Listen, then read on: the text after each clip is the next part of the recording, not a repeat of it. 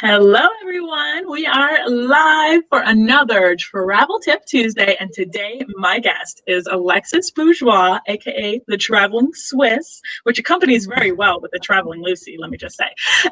And I am very excited to have her on today to talk about her story and how she is a New York City native and how she moved to Switzerland during COVID. It's going to be an awesome little conversation. So thank you so much, Alexis, for coming on today. Thank you for having me on. I'm excited. Yeah, I think it's going to be a really great conversation. I mean, you literally moved halfway across the world practically during the worst pandemic ever. So I can't wait to dive a little bit more into that. But I do want to. Yeah, perfect timing. So we'll talk a little bit more about that, but I want first and foremost for you to share with everyone, tell us a little bit about you, how you started traveling, and how you got to a little bit. Sure. I think, so a little bit about me. I am a New York City native, and I've always loved traveling, but I think my interest first was really peaked for Europe. I think like a lot of Americans, I did an abroad semester in university, and I went to Berlin, and I really just fell in love with traveling in Europe. I was lucky that my last job in New York City, I was a travel marketer, and a lot of what I did was producing videos and photo shoots around the world. So I worked for Condé Nast Traveler, and I got the opportunity to travel quite a bit there. So very, very lucky. And I always had the travel bug, and I was lucky enough to meet my husband, who is Swiss. We lived together in New York City, and I think we were always we love New York, and I've been there really, other than university, my whole life. I was born in New York City. I've always lived there, and I think we were just, wondering what other kind of life we could have. So we decided to, move to Switzerland. We made that decision before the pandemic. But yeah, we decided to move to Switzerland, and we're here now and really loving it. So how much before the pandemic did you actually plan to move to Switzerland? Yeah, so my husband went to Columbia for his master's in New York City, and part of that visa, you get a 1-year work visa and it's an extension. And I think within that time frame, that was 2018, beginning of 2019, we were, looking at the options. So either we apply for him to get a green card, we were getting married at the time, we either apply for him to get a green card, or we look into me moving to Switzerland. So weighing those options, I think I was a little naive thinking that a green card would be something that was really simple to do. And it's not. I maybe should have watched 90 Day Fiancé more and listened, but it's really complicated and really expensive. And there's just a lot of lifelong tax implications, just things you don't think about that just, you are wondering what it would be like to live somewhere else. It's just things that you're not really considering if you're not in the nitty gritty of it. So we made the decision probably about a year before we moved. So like January of 2019, I think we decided we were going to, not apply for the green card, and we were going to have me move to Switzerland. And that was 4 months before we wound up getting married. So we were thinking about all of this before we moved. So we decided quite early. We got married in April, and then April of 2019, and then kind of started the plan from there.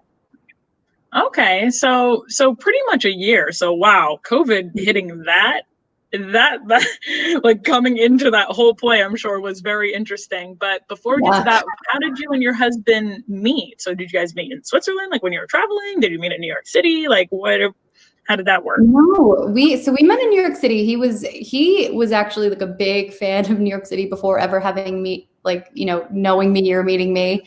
So He had a different visa, and it was like an internship visa. We met, he was like 22, I was 24. So like 5 years ago now, 5 years ago next week.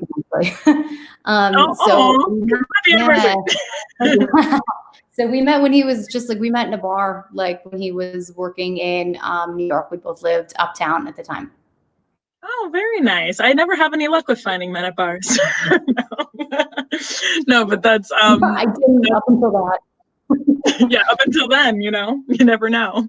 That's awesome. So, and then you guys just met in New York and ended up living together. Wow, you would have never guessed your life would have changed that much, and let alone where you are now in Switzerland, right? No, we met. When we met, he was only going to be in New York for 6 months, and I was 24. He was 22, and we're like, yeah, fun, casual, and then here we are. here we are. That's awesome though. I love that. I love hearing about the development stories and such. It's crazy. And you never know when your life can change. I mean, you said that you had the travel bug earlier, and I think that once you start to travel, like if you've never traveled before, and like once you start, like there's no stopping. I've never met someone that's like, yeah, I traveled like somewhere and then I just like, nah, I'm not gonna do it anymore.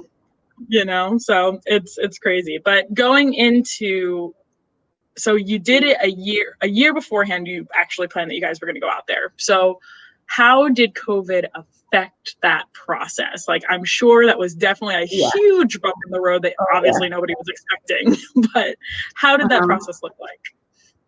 So we started after we got married, we got our wedding certificate and started all the processes. And Switzerland it's pretty straightforward to apply, but I think the best way to describe it, Switzerland has cantons, which are kind of similar to states, and they control their own immigration. So we were moving to Geneva first. So you apply via Geneva, and Geneva processes everything.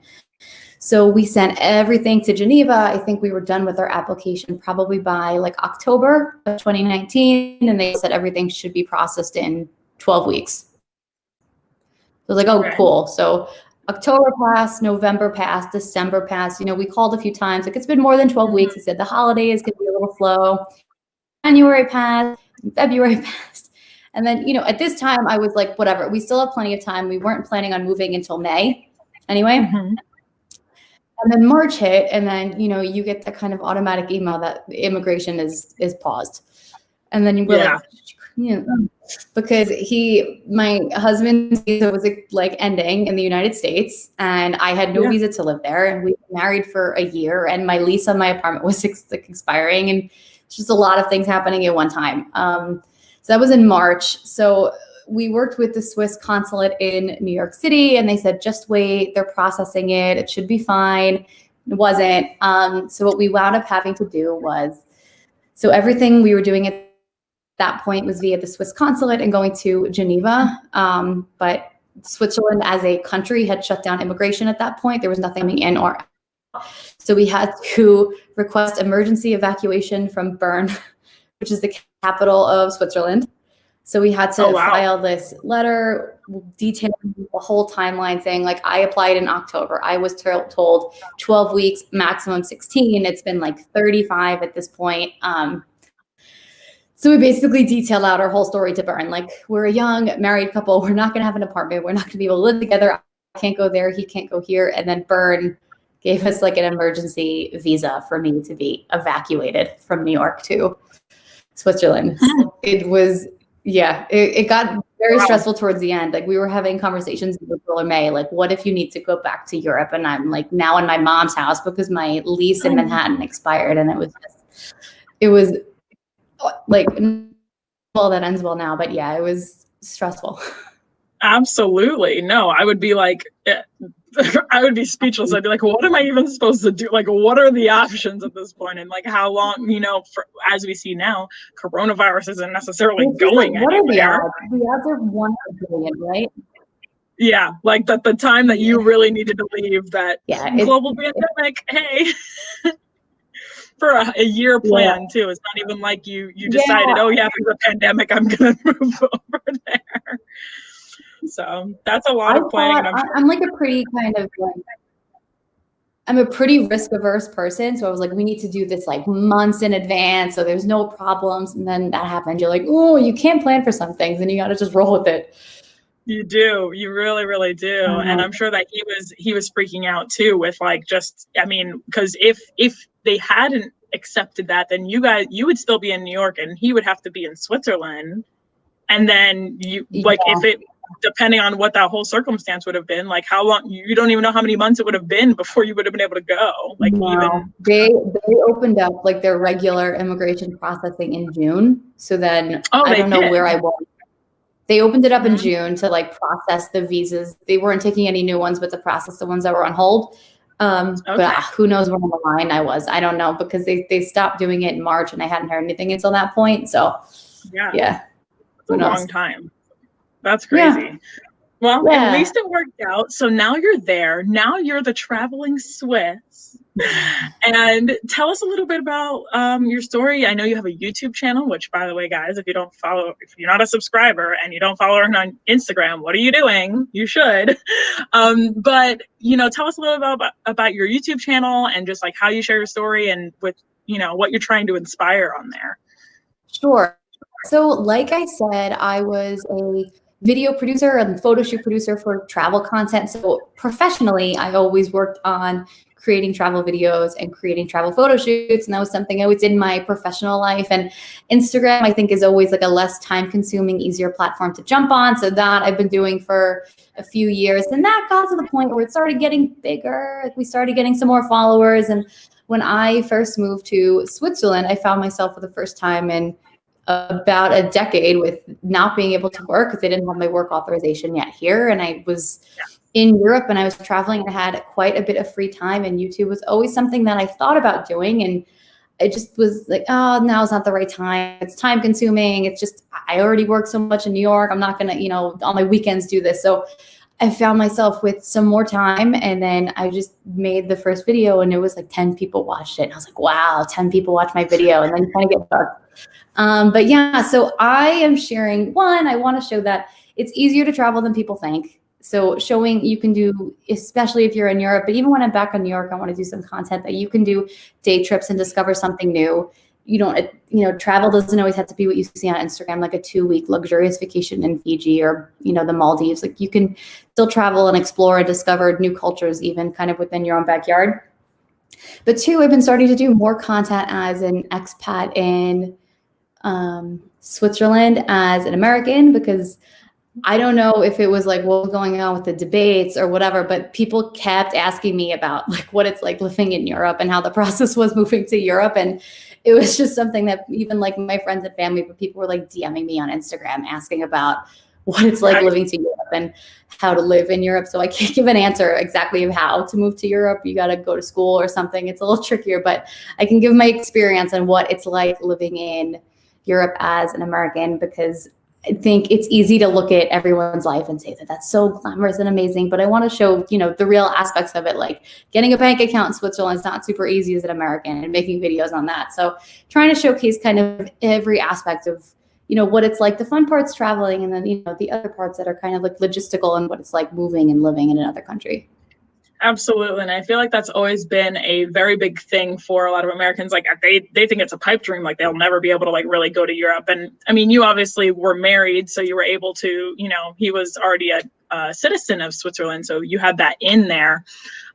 Me and my friend used to always like joke around and be like, yeah, our Swiss bank account, like type of thing, like that whole like thing. So now, yeah, I just saw that you posted a video about that too. So it's really cool that you're sharing that information, and I feel the exact same way. There's so many, especially Americans, who feel like it's so difficult to travel and that there aren't opportunities, that it's too expensive, that it's just not doable. They almost see it as like a far-fetched dream, and it's really not. Like it really can be affordable. You don't have to take those luxury vacations like you said.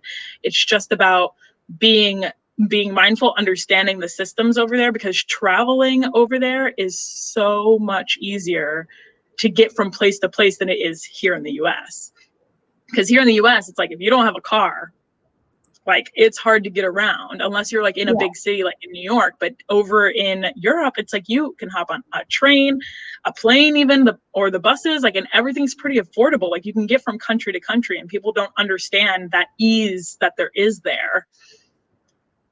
You can be in Europe for a week and easily visit 3 or 4 countries and not feel pressured. Like the example I gave to my mom is a joke. So everyone that lives kind of in like New York City or Staten Island or whatever, they get their gas in New Jersey because it's cheaper. And the example I gave her is people that live in Geneva drive into France to do grocery shopping because it's cheaper there. And people in Zurich drive up to Germany because it's cheaper there. And for that, she's like, wow, you drive to France to get your groceries. And I was like, yeah, it sounds like you just drive to go to a grocery store. It's like 10 minutes away. It's just like the border's kind of like a state line. It's so much smaller. Like you can get from end to end of Switzerland in like 3.5 hours on a train, just like going from New York to Washington if you're lucky. That's the length, like it literally, if I'm driving from the width of Florida, which Florida is like super long, but the width of it is about 4 hours too. So I always explain to people that Europe, think of Europe as like the US in a sense, like think of our states as countries, and that's how it is over there. So obviously when you're in Tennessee and it doesn't take very long to get from, state to state, it's the same thing over there. But except what's really unique about it is that you can go to another country and you're like, it's a different language, it's a different culture, there's different history. And I mean, we have that in the US on a smaller scale in the sense that like there's obviously different histories in each state, but like when you're like completely being submerged in a whole nother type of atmosphere, and you're like, it's just insane. I absolutely love it in being able to do that. Oh, we actually have a question. So Lewis asks, where could you travel in Europe this summer when you were over there? Cool. That's a good question. So we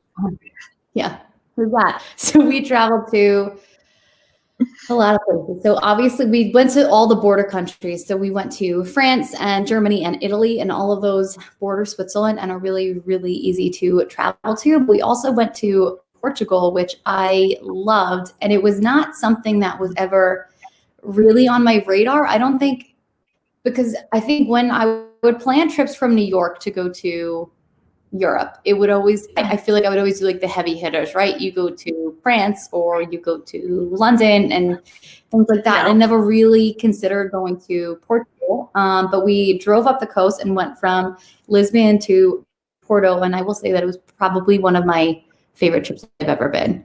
It's the culture of Portugal, I think, is so interesting because it was one of the most prosperous countries during their colonial period. And then they just really had a series of terrible events. They had a huge earthquake that destroyed Lisbon. They had a tsunami. This was all the 1700s. And then they really just became like a pretty poor country in Western Europe relative to the rest of like what goes on in Western Europe. So it has a very interesting culture of like battling like wealthy now. It was a very, very unique vacation, and it's something that I wouldn't have done, I think, if I weren't here, because you can get an EasyJet flight for like $40.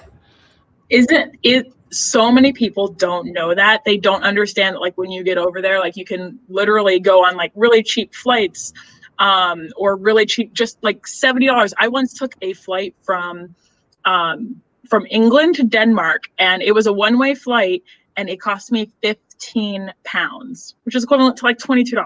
Like this just, it doesn't happen in the US. They make money.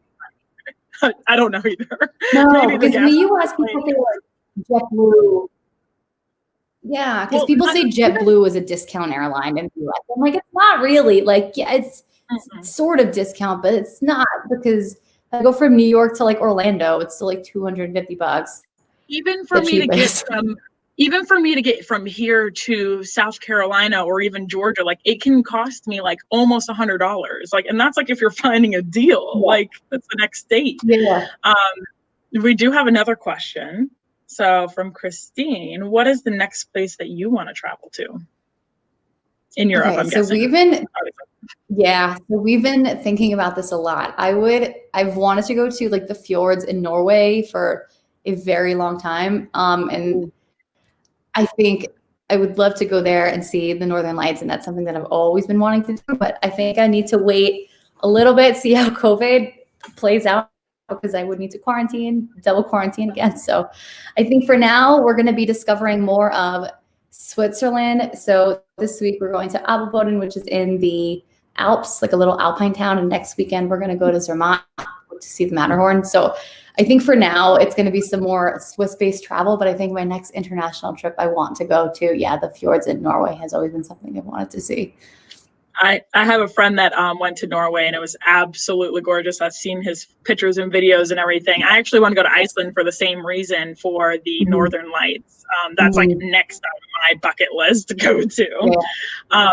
But I think that one of the things that you mentioned earlier as well with the history in Lisbon and everything, there are so many countries in Europe that are so underrated. Like people really, they think, at least in the US, they think France, England, Ireland, or not even really Ireland, more like Italy and Greece and Spain, like places like that. But there's like Scotland was one of my favorite countries, and like things to go to Scotland, but it was beautiful. And it's like we totally just like skip over these other places that aren't as popular. And I remember when I was in Europe, like it got me more into history because things are so old over there. It's like a whole nother world with so much more history than like because we're so much older than here in the US. So I love that you brought up the fact of the history of Lisbon. And were you interested in history before, or is that like something that really just struck you when you were there? I was making a joke to my husband the other day. Like, I remember what the Magna Carta, like I remember learning about that word and I don't know what it is. So I feel like when I learned history in school, it was very just like in one ear, out the other. And I was like, oh, cool. Yeah, that's a place. And I think the more you travel, I think one, you absorb it because you experience it. But two, I think it just like turns you on more to history and everything. I think when I went to Berlin, so I was 20. And yeah, it was my junior year of college, I think, was when I really got turned on to history, because Berlin up until 1989 still had a wall running through it. You had the USSR occupying one side, you had France, the United States occupying the other side. And the way that city has developed, I think, based on that, like post World War II history through kind of, those 30 years ago, that I think started really turning on to European history, because like you said, it's just so much older. My husband likes to make a joke. The first time I came to Geneva, he showed me his high school, and it was established in like 1500 something. And he was like, my high school is older than your country. It's like, that's it's true though. It's crazy. That's fine. When I went to, have you been to Greece? Yeah. Yeah. When I went to Greece and just being in Athens, like I was like that's it was just another level. mind blowing. I was like, everything is older than literal dirt. It was insane.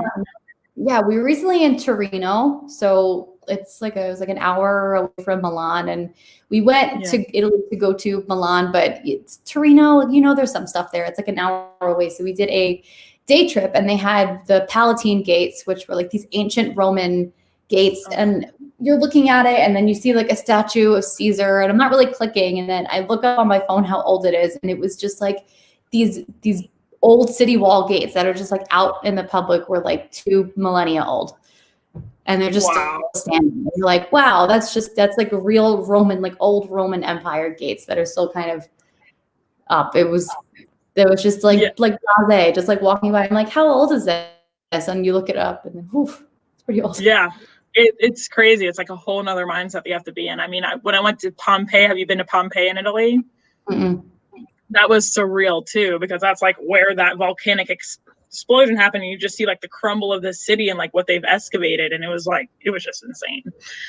But I could talk about that all day, but want to get back to our topic a little bit more, and just what do you think is the biggest difference that you've seen in moving to Europe? Like what is the biggest shocker, I guess you'd say, compared to the US and Switzerland or Europe? I'm going to preface this with, I love New York City and I love the US, so like no shade here. I think the difference is like, it made me realize that like my life was wasteful. I like wasted a lot of things. And like the example I can give you is like Switzerland recycles like 90% of what they consume. And people are very, very cautious of the environment and using plastic, allowing that and not allowing straws. And just, it makes you realize like how much waste there is. And that was something that shocked me. So something that I think is kind of funny even is the garbage bags in Switzerland are issued by the state. They're $2 per garbage bag, and that is to incentivize you to recycle.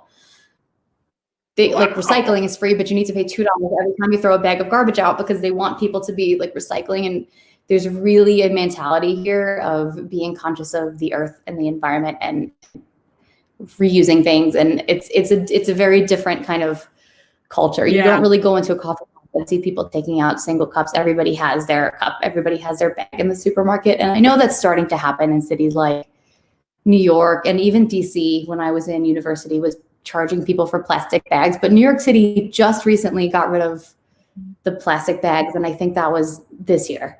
So I think that's something we're a little behind the eight ball on. Of, you know, it's not that hard to cut some things out, but if it's, you know, so convenient and you're not incentivized to it, I think people need like incentives to. Absolutely. I mean, and like here a financial in the US, incentive like you have in Switzerland, obviously, like you need to pay. Absolutely. And I think what they really did here in the US was they attached it to, like, with the plastic with turtles, you know, and they like made people feel bad that way. I mean, granted, of course, that's valid, but it's like, you know, if you incentivize them in another way that's going to, you know, benefit them, or maybe not, but incentivize them more, like you said. But I think that is a really big thing in Europe. They're very conscious of, you know, not only the environment, but I feel like the people around them too. So just being friendlier in general, but I think it's so. Where you are now, is that a big city? Sorry, go ahead. Were you going to say something? I'm in Zurich. So Zurich is the biggest city in Switzerland, and by biggest city, it has like a little over 1 million people. Okay. So it's very much a city. It's their biggest city. It's not a huge city. Yeah. It's not like New York City. Sorry, you broke up a little bit, so can you hear me? Sorry. Yeah. Yeah. Okay. No, sorry. So I live. I'm in Zurich, and Zurich has about 1 million people. So comparing that city to New York City, like, how has that different city life been? Has it been very similar in the sense of like just living in a city, or do you think that it's pretty different?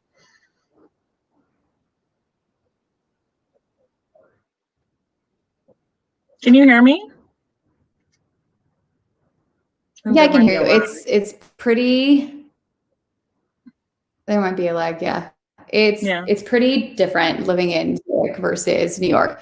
So you feel that it's smaller, and it's just, you can walk around on a Sunday afternoon and like not see another person. And like, I really mean that. You can be walking around through the old town of Zurich and see like 2 people outside and not really many people. It's definitely a different pace of life, but I think it's a little bit, I don't want to say it's a better quality of life. It's a different type of lifestyle. It's more relaxed. People spend more time with their families. The business day is shorter. I think in general, it's just less hustle and bustle than New York. I'm happy to be living here at like this phase of my life. I was in New York in I was going to say my early 20s, but until I was like 29 years old, my entire 20s. And I love New York City, but I can even feel myself getting fatigued with it the last maybe 2 years, where it just starts to get tiring working so much and getting on, like, the trains here are so efficient. Like, I can get on a subway in Manhattan to go to my office, and I'm on the subway for 50 minutes in the same borough. I think I love New York, and I don't want to speak ill of it. It's a very different experience. And I know New York is probably the, like, you know, furthest example in the United States, right? That's like the biggest city of the US. Yeah, and absolutely. It's different. It still feels like a city. Like, there's still very much like big offices here, and people still have like high pressure jobs. You feel that, but it's a much more like slower pace of life. Yeah, and I definitely can agree with that too.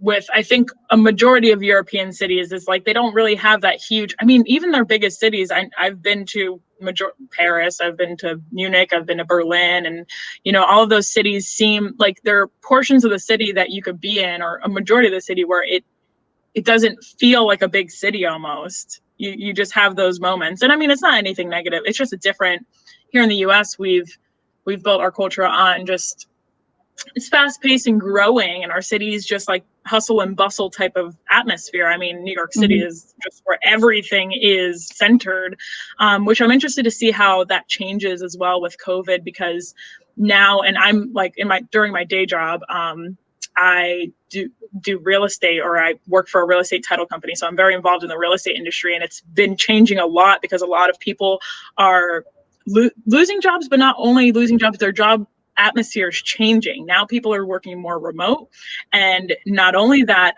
they're moving from those big cities because there's so many people, and they're able to work remote, and they don't have to live in those big cities anymore to have those good jobs. So I'm very interested to see how things kind of change with the aspect of COVID and those jobs, and how that affects it all with the big city life.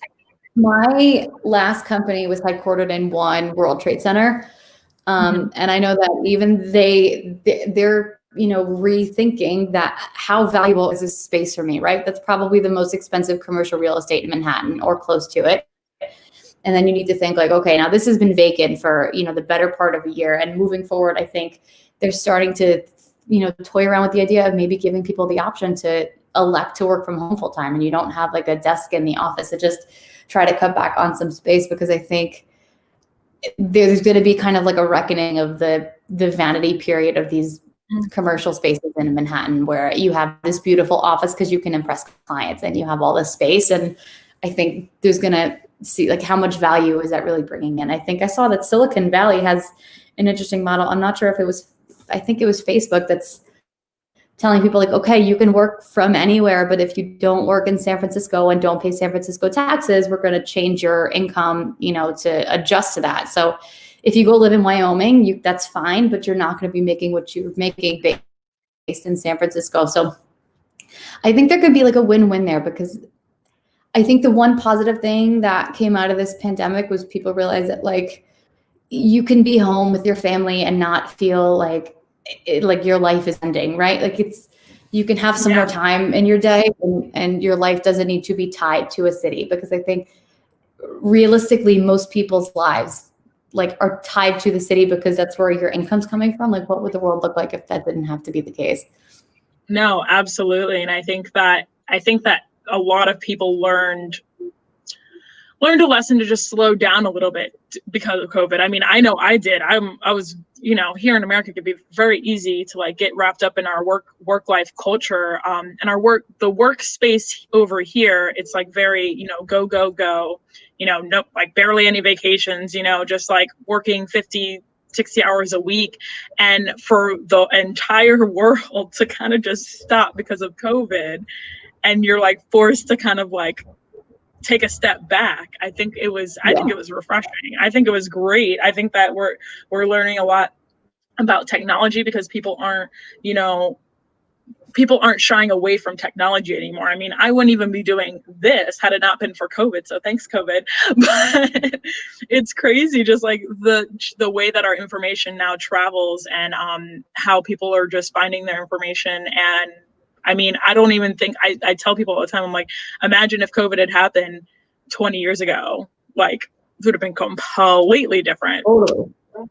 Completely. I had this conversation with my dad, because he was asking like how it is, you know, working totally remotely. He's like, you're just sitting on a computer all day? And I'm like, that's what I did in the office for the last 8 years. I was like, I sat on a computer, but like around people, and like we would meet with our computers. Like, we'd all go into a room and take our computers and sit around and talk. But I was like, that's what I've been doing for the last, you know, almost 10 years of my life, right? You just sit on your computer. So I think I'm happy that companies are saying that, like working from home is people can be productive. And I think that's what it was, is that they needed a situation to be forced into to realize that they could trust their employees to be at home and work from home. Yeah. You know, because they were in that situation, and they realized, okay, they're actually getting stuff done, and they're being just as productive, if not more, because they had that little bit of time to relax and like be aware of their space. So I think it's going to be very interesting to see how life changes because of that. So how has COVID been over there? I do want to bring that up, and how that's just been different from, I mean, obviously you were in New York for the beginning of COVID, and then you were in Switzerland for the rest. So. Yep.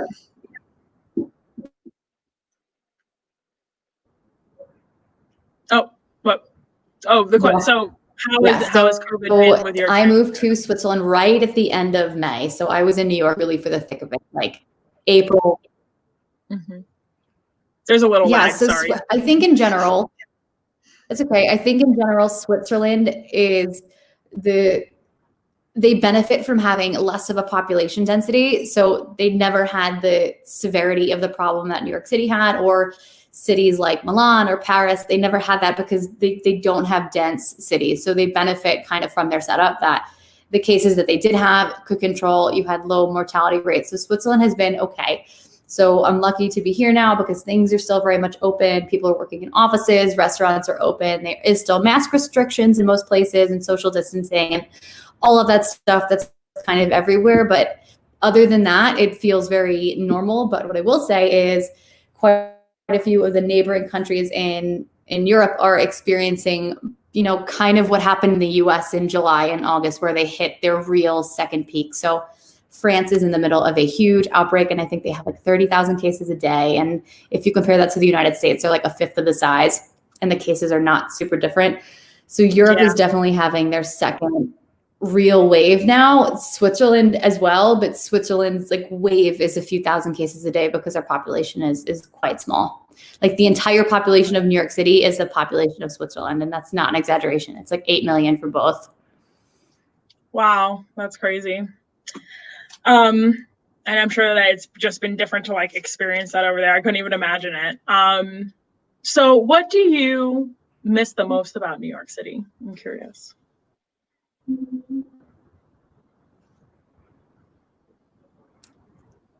It's been, yeah, I mean, of course, it's like my friends and family, I think, is the most obvious answer, that I don't have the network of everyone that I grew up with, right? Because I've been in New York City my whole life. So that's kind of the most obvious thing. It's my friends and family.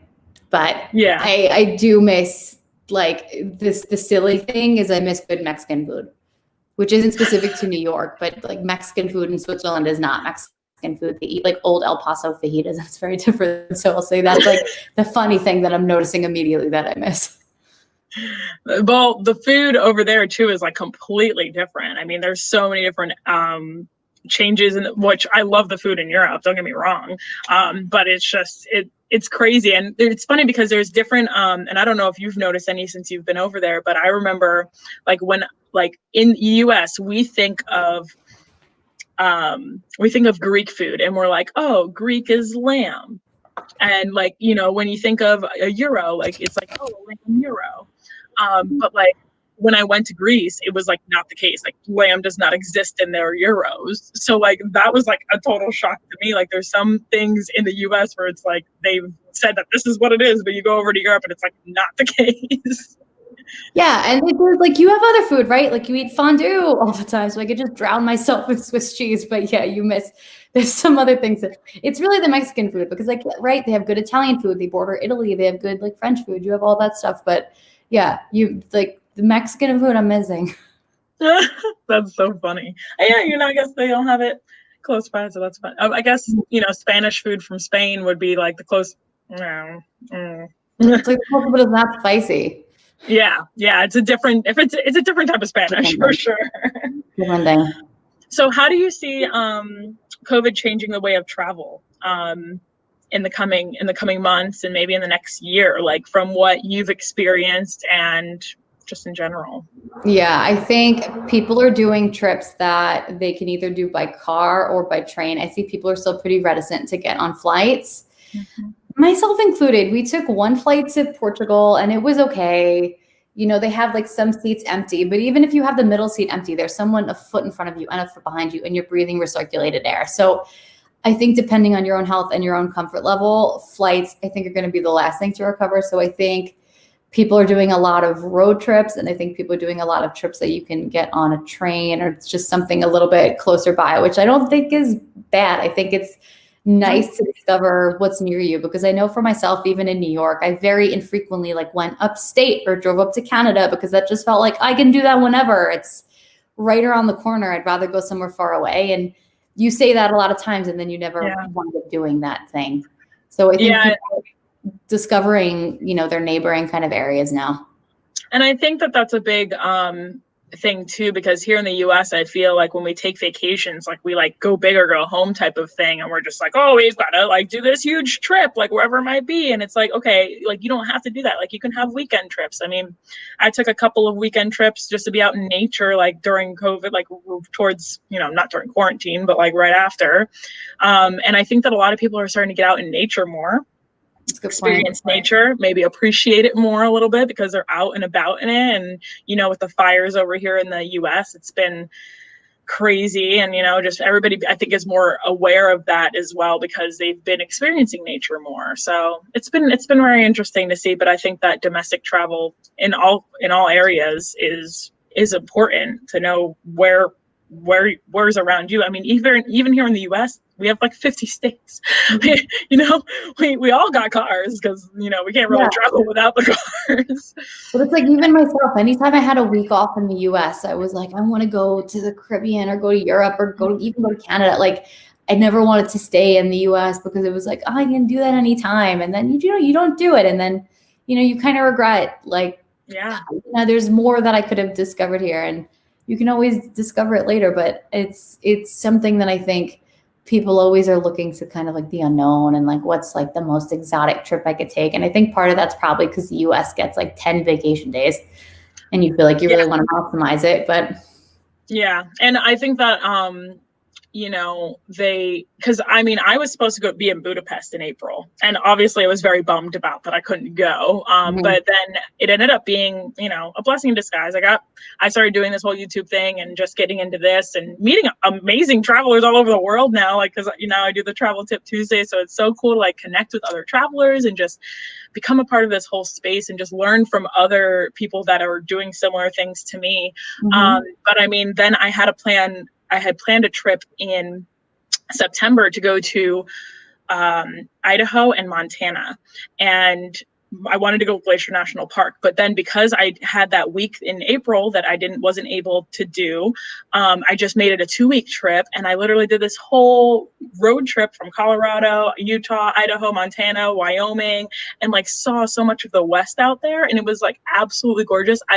I think everybody has like these preconceived notions of like the places, right? Like you expect Kansas to look one way, you expect Wyoming to look one way, and then you go there and I was just flabbergasted. Like I did not expect it to look like that. I mean, the US has so much landscape and just difference in like, even like the little cities that you go through. I mean, I went through some Western towns that literally look like out of a movie, like they were going to come out with their guns, like. And you go through the saloon doors. Yeah, saloon doors, everything. And I was just like, wow, I feel like I'm thrown back. So, and the same thing in Europe.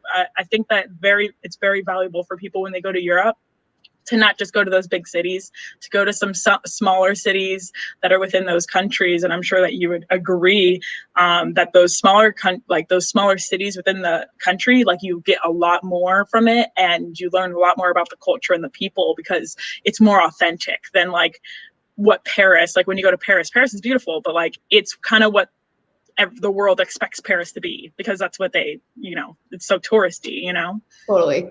And I feel like those cities that get super touristy like that, like Paris, like Barcelona, almost become like a movie set of themselves for tourists. So like, if you wind up staying in the places that are like designed to make tourists comfortable, like they wind up becoming like a movie set of what Paris should feel like to you to discover it. And it's a shame because I feel like once you start catering to tourists so heavily, you lose some of the authenticity of why people wanted to come in the first place. But the best way to see how French people live is to go to like smaller French towns where most of the French people, like that's how most people live there. Absolutely. And when I did my backpacking trip around Europe, like I would go to the major city because you can't like go to France and not go to Paris.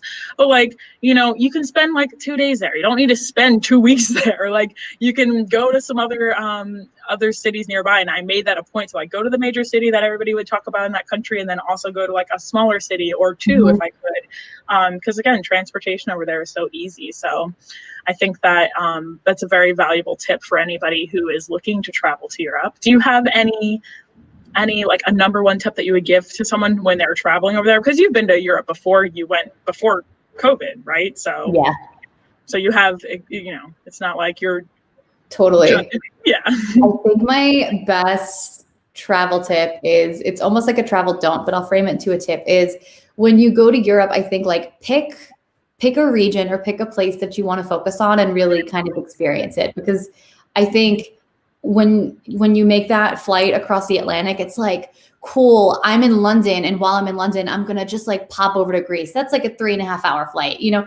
And I think a lot of people try to pack as much as you can on. And when you spend like all this time traveling, you spend less time discovering. So I think my tip is pick a place, and that can be like a region, right? You want to go to northern Italy, and then you can go to Switzerland too. Those are close, and you could take trains around. But I think pick a region and then kind of focus there. So like if you want to go to northern Italy, you can go to Cinque Terre and Lake Como and Milan. Those are all pretty close, and you can make a really awesome week versus like, I'm in London, and while I'm in London, I'm going to go to Athens and then like pop into Copenhagen on the way home. And then Europe is small. It's definitely small, but it's not like as small as I think sometimes we hope it is when we want to pack like 10 countries into one vacation. Absolutely. I completely agree with that. And that's a good tip. And don't. That's formed into a tip. So I thank you so much for coming on. Is there any last things that you want to mention to anybody who's watching in general about traveling to Swiss or being an expat?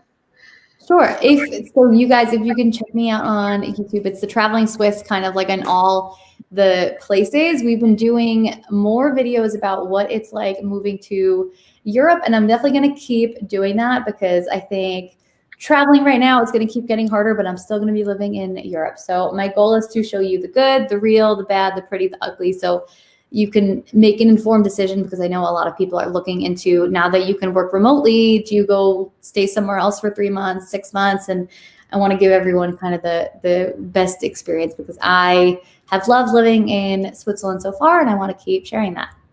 Absolutely. And I'm happy to keep watching it too, because you've got some really interesting videos, and I think it's been very valuable. I think that your channel's awesome, and that if you're not already following her, what are you doing? What are you doing? Go follow her. So one last question, and this is what I ask everybody who comes on. How has travel changed you and made an impact on your life? I think it made me a more empathetic person, I think is the best way to describe it. I think when you are in your own bubble and you are in your own world, that is what your vision of the world is, right? Because if it's all you experience, that's what you project everywhere else. And I think when you go and travel and see how different people have had a different set of experiences in you, it helps you put yourself in other people's shoes. So I think it has done, nothing if not make me a better person. Oh, I love that answer. I 1,000% agree. That was a great one.